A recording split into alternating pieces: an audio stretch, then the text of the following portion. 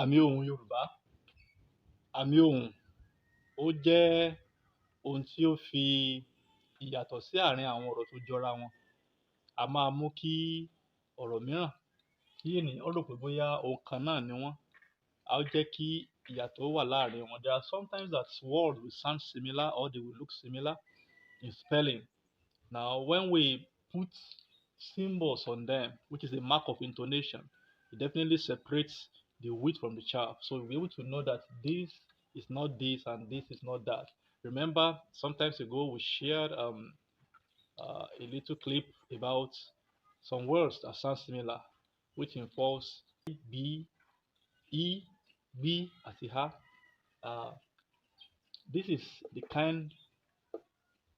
These are the symbols that Yoruba usually use to separate them and make their meaning different. So in Yoruba language, we have three àmì ohùn. Àmì ohùn, we call it àmì ohùn. Àmì ohùn Yoruba, it is do, re, mi. Do is like when you are calling something that is going down. Gẹ́gẹ́ bí ẹ ti rí àmì náà, ó wá láti òkè, ó ń lọ sí odò.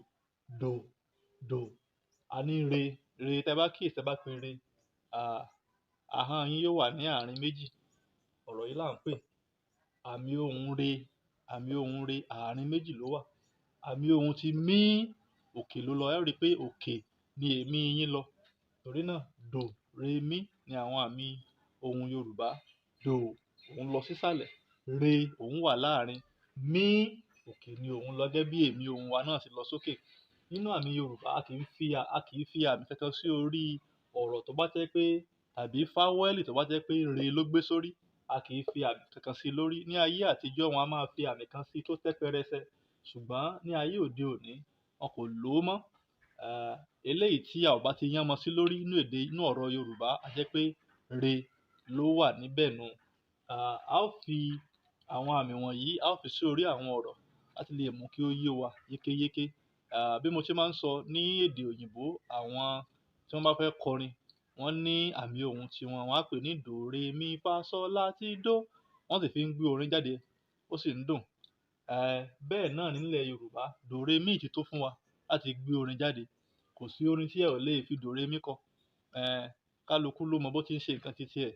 Bí ọ̀rọ̀ yìí ṣe wà, do, re, mi yìí, ẹ lè yan sórí orin tí ẹ ò fẹ́ gbàgbé kíkọ rẹ̀. Fún àpẹẹrẹ, ẹ bá ń gbọ́ ọmọ òkè làǹtìlanti, re, mi, re, dòdò, re, mi, re, do.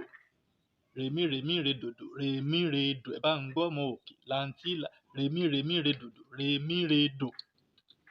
We are both singing. Actually, when someone that wants to put tonics over there from the English music, they may put several signs there. But for Yoruba, just these three is enough to bring out the beauty of the song.